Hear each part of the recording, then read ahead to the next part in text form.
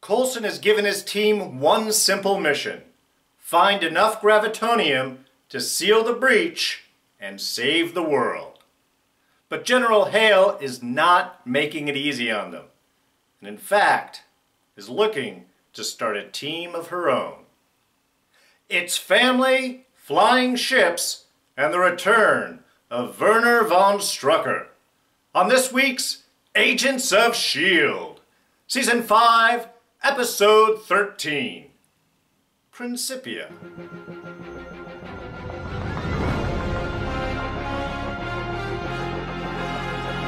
Hey everyone, D here, and welcome to this week's review of Agents of S.H.I.E.L.D. So yes, standard spoiler warning applies.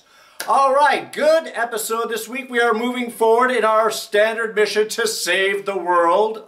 Really our first steps forward in that sense, since really just found out about the rift last week. But let's start things off with sort of a fun little reference. This week's episode title, Principia, is principles, also can mean first, but generally refers to the Philosophiae Naturalis Principia Mathematica, and whatever that sounds like in its actual accent, which is Isaac Newton's big principles of science of motion, and especially gravity, which sort of makes perfect sense considering this is our pursuit of gravitonium. So it was kind of a nice little reference there with the ship title and everything, which of course what this actually refers to, the ship that was carrying the gravitonium before it was lost in a storm and instead of sinking ends up shooting up in the air. Which I have to ask straight off is, after all this time, wouldn't have that been seen? I mean, that's not a small ship.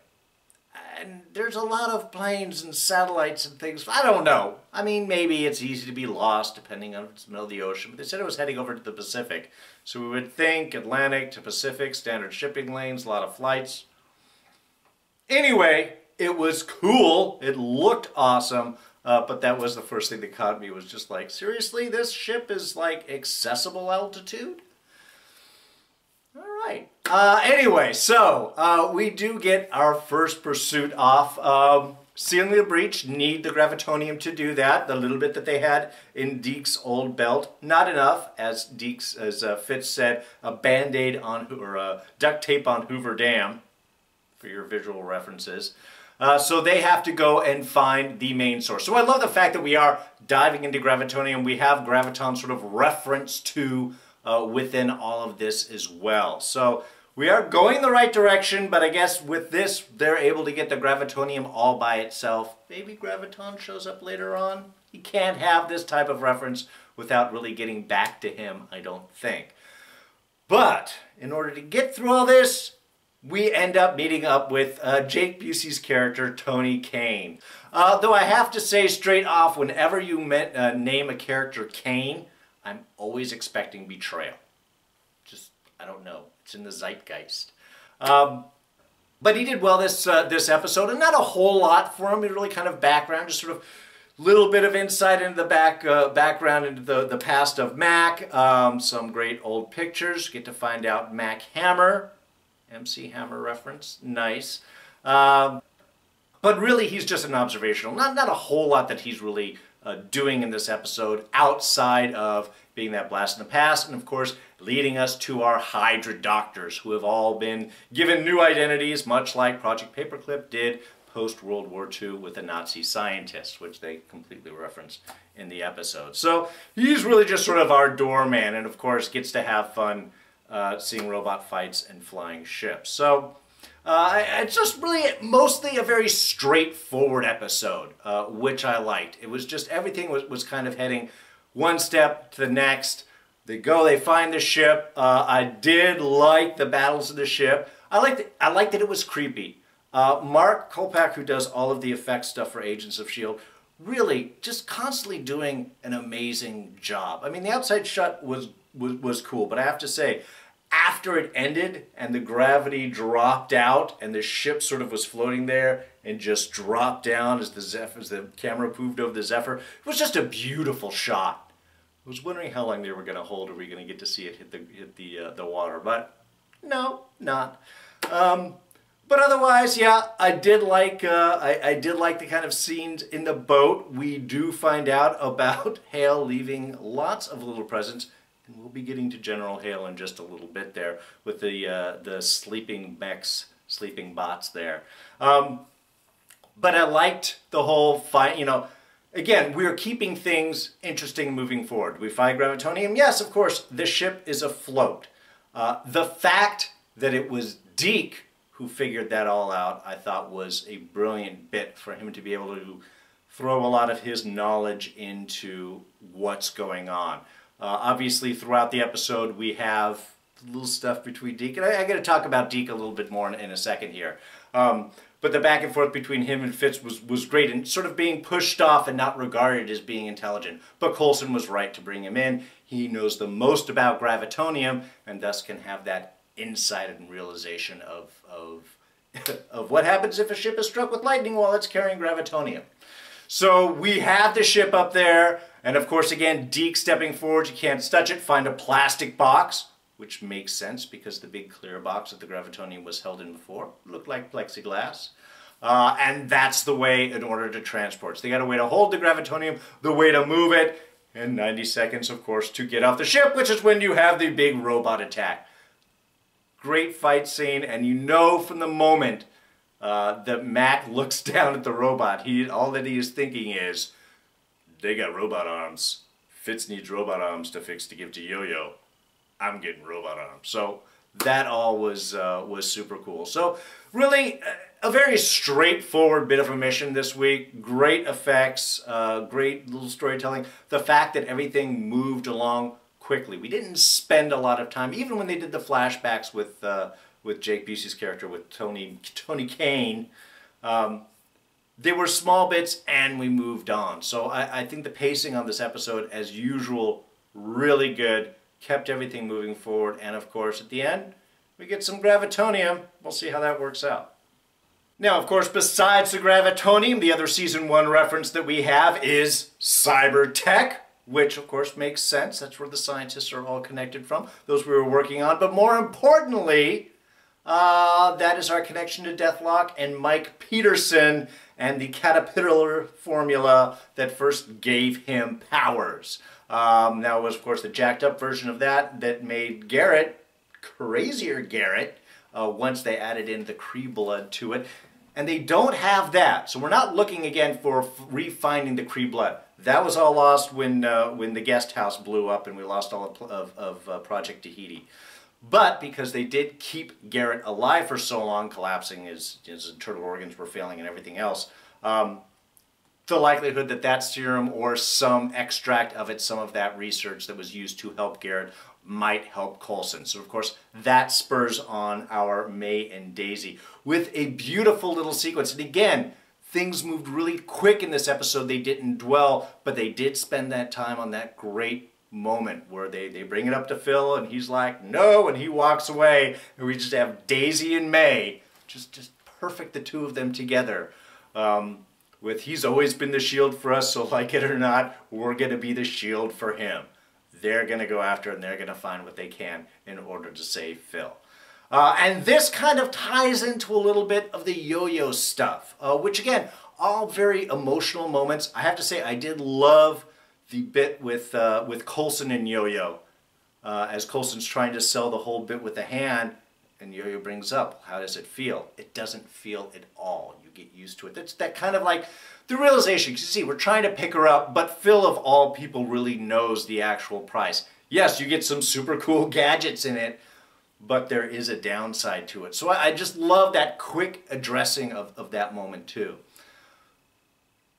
But when we did have those moments between her and Gemma and the reflections, and I'm sorry, and her concern obviously that with her arms gone, the loop is caught and it's not going to be changed, as she mentions, is about losing her faith. It doesn't seem that she has talked to anybody about what other Yo-Yo told her. We haven't seen the scene where Yo-Yo says you have to let Phil die. I mean, Coulson's pretty much accepted that. I mean, he's not ready to die quickly, but since he's pretty much accepted the fact that, you know, he had his one extension in life, he doesn't need another, he doesn't want another one. You know, he's resigned to that. But of course, we do have May and Daisy are going to try and save. Of course, family is the big theme for this episode. Whether it be the way that Daisy and Coulson are dealing with, or that Daisy and May are dealing with Coulson, or we have Deke and Fitzsimmons, or we even have Werner as reflections even with Ruby and such. Family, a very consistent theme throughout this particular episode. But Yo-Yo hasn't seemed to save that. So in some ways it feels like she's allowing it to go on. I would think that would be a very quick thing to go and cover. And hopefully would let us know that there was something more that older Yo-Yo had told her besides just Phil has to die. That maybe in that moment we as the audience hadn't seen as part of their conversation. Because otherwise this seems to be pretty much it. And not that that's going to change anything that May or Daisy are going to do.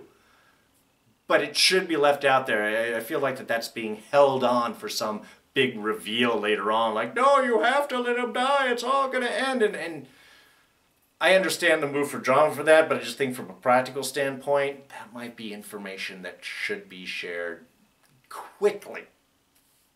Now again, also with family, we have Deke's little storyline, which is nice. Again, Deke playing a lot of the comic relief.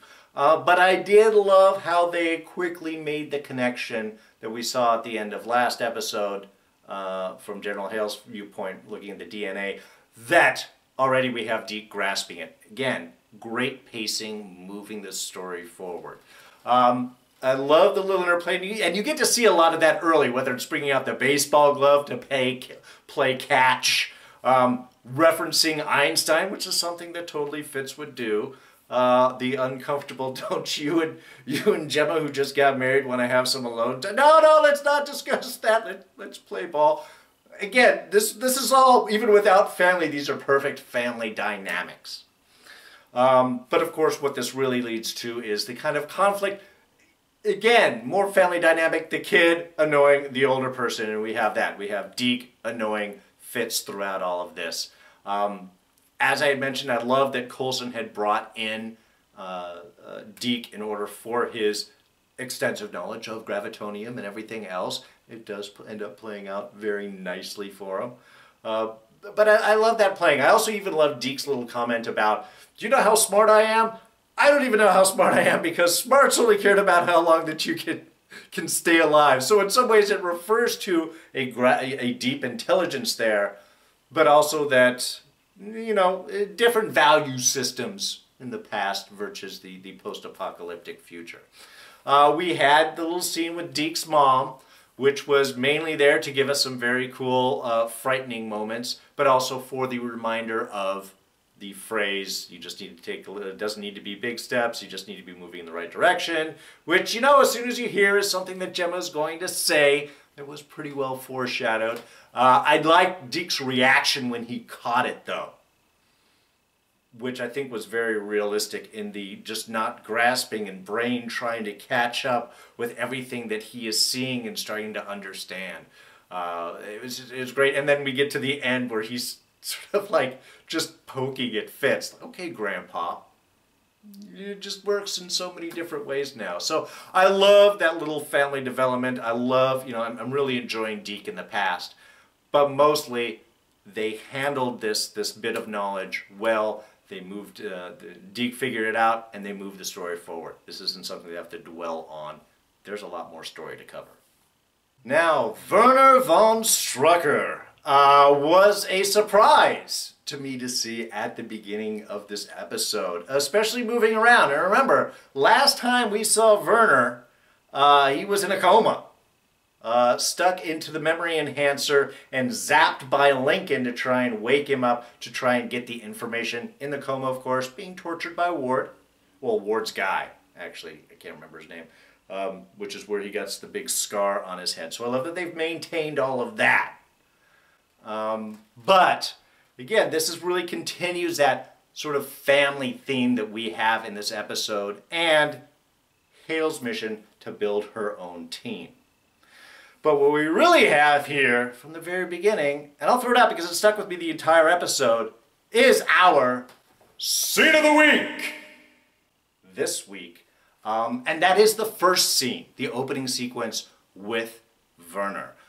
Not only because it takes a second for me to catch up to realize who this was that we were watching, but the whole turnaround with his therapist I thought was beautifully done, because we have that he's somewhat catatonic and he needs some help, and the doctor is saying, hey, they want to lock you away, I want to help you. So you see this avenue of optimistic possibilities. And then Werner turns it around in total quiet psychopathic fashion. Oh, well, what about this and your daughter, and you had mentioned this week, and you got the key, and you got this, and he's pulling out all this information beautifully and calmly. And we're trying to figure out why, because this is not the Werner that we have seen before. Previous Werner was spoiled frat kid who was trying to step into his father's legacy because he was egged on by Ward, ends up running to Hydra, getting betrayed by Gideon Malik, and then tortured by Ward before being thrown into a coma. I mean, this is not the Werner that we have seen. But here he is strong, he is in control. I mean, again, that calmness, I think, really caught the whole thing. And as you're seeing, oh my God, he's going into psycho thing, he's going to threaten the doctor, he's going to try and put him away, this is his big escape attempt. And it's not. All he wants is to be drugged out and thrown. It was just those couple reversals. It was such a strong, powerful scene. It was so different from the Werner that we saw before. It perfectly sets up an intriguing character, because I don't feel anger towards Werner here. I'm a little sympathetic, actually. And especially when he turns and he throws this all out like a big threat, like, I don't want you to save me. Give me the Thorazine. Knock me out. Was just perfectly done. So my suspicion of, is this where he kind of got his memory, is what we carry on in the following scene with Hale. Or sequences when he wakes up over in Hale's secret little nappy facility there. Which again was also nicely done, because it's quiet and he's exploring. I love the fact that he gets to the cafeteria. First thing, food. Good priorities and a knife. Then we have Ruby stepping in, all quiet and ignoring, and just that kind of perfect manipulation, as she even sums up at the end of the episode how all of that was planned out. Really, in some ways, it's what really solidified these sequences, because Werner, through all of this, as psychotic and committed in his reaction, all he wants is to leave. He doesn't want any part of it. He is tortured. And you can imagine, he's got perfect recall now, which is cool. You can remember everything. But you can remember everything. Of course he's having horrible nightmares. In your sleep, you're remembering and re-experiencing all of the horrible things that have happened to you, and your father beating you and such. I mean, really, like I said, makes him a very sympathetic character. And the fact that Hale is willing to prostitute out her own daughter for the most part, do whatever it takes. Get close to him, make him trust you, make him love you, whatever it is, to get him over on our side, to get that information. Really shows just the darkness in her. Now we do find a little bit more about Hale. She's not Hydra, and she doesn't seem to be an LMD.